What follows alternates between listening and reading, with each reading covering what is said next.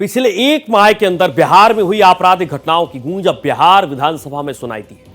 Crime को लेकर विपक्ष ने जहां नीतीश सरकार के विफल होने की बात कही, तो उधर सत्ता पक्ष ने लालू राबड़ी शासन की याद दिलाने का काम किया है।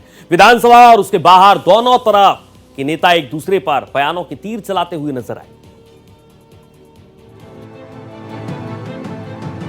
बिहार में पिछले कुछ दिनों से अपराध तो छोड़िए, कई जगह पुलिस की जान पर भी आफत दिखाई देती नजर आई। मुंगेर, अररिया, भागलपुर, मधुबनी, नवादा, पटना में अलग अलग घटनाओं में पुलिस पर हमले हुए। अररिया में एएसआई राजीव रंजन तो मुंगेर में एएसआई संतोष कुमार की हत्या सहित आधा दर्जन मामलों में पुलिस की पिटाई का मुद्दा लेकर विधानसभा में विपक्ष हमलावर हो गया। नेता प्रतिपक्ष तेजस्वी यादव ने इस मुद्दे को लेकर नीतीश सरकार पर जबरदस्त हमला बोला है। उन्होंने कहा कि सीएम नीतीश कुमार बिहार को चलाने में पूरी तरह फेल हो गए हैं। बिहार में लॉ एंड ऑर्डर पूरी तरह ध्वस्त हो गया है।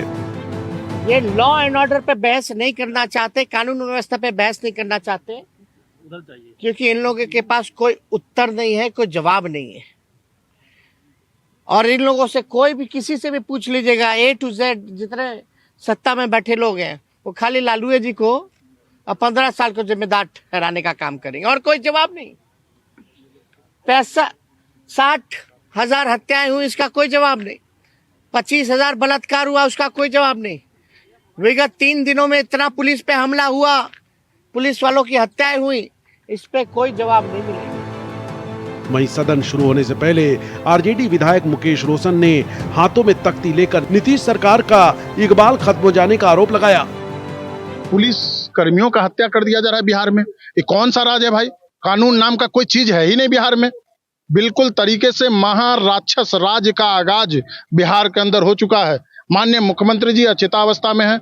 मुख्यमंत्री जी को अधिकारी जरा सा भी नोटिस नहीं लेते। प्रशासन उनके कंट्रोल में नहीं है। निश्चित तौर पर जो घटनाएं घट रही है, अब तो जनता के ऊपर तो हो ही रही थी, अब चलिए पुलिस वर्दियों पे होने लगी। आखिर पुलिस उनसे अपराधियों से मिली हुई तभी ये घटना घटती है।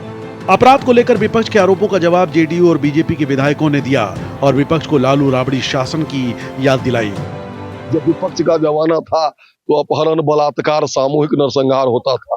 हाँ, अभी इक्के दुक्के घटना जरूर घटे हैं, लेकिन पुलिस और प्रशासन सतर्क है। सत्ता के संरक्षण से अब अपराध नहीं हो रहा है। जो भी अपराधी अपराध किए हैं उनको अंजाम तक पहुंचा दिया जाए। गन्ने माल में जाके छिप जाते हैं अपराधी, और अपराध करता है तो पाताल से उसको खोज लिया जाता है। 90 या 2005 के लोग देख लें क्या होता था बिहार में, जहां अपराधी अपराध कर रहा है उसको पकड़ा भी जा रहा है। वहीं इस मुद्दे पर राजनीतिक समीक्षक विपक्ष के सुर में तो सुर नहीं मिला रहे हैं, लेकिन हाल के दिनों में हुई घटनाओं को लेकर सवाल जरूर खड़े कर रहे हैं। हाल के महीनों में जिस ढंग से कानून व्यवस्था में गिरावट आई है, एक चिंता का विषय है। और ये एक दिखता है कहीं न कहीं एक जनमानस में ये बात बन रही है कि अपराधी बेखौफ हो गए हैं और पुलिस का खौफ समाप्त हो गया है। बिहार में लगातार हो रही आपराधिक घटनाओं के बीच ये अब सियासी मुद्दा हो गया है।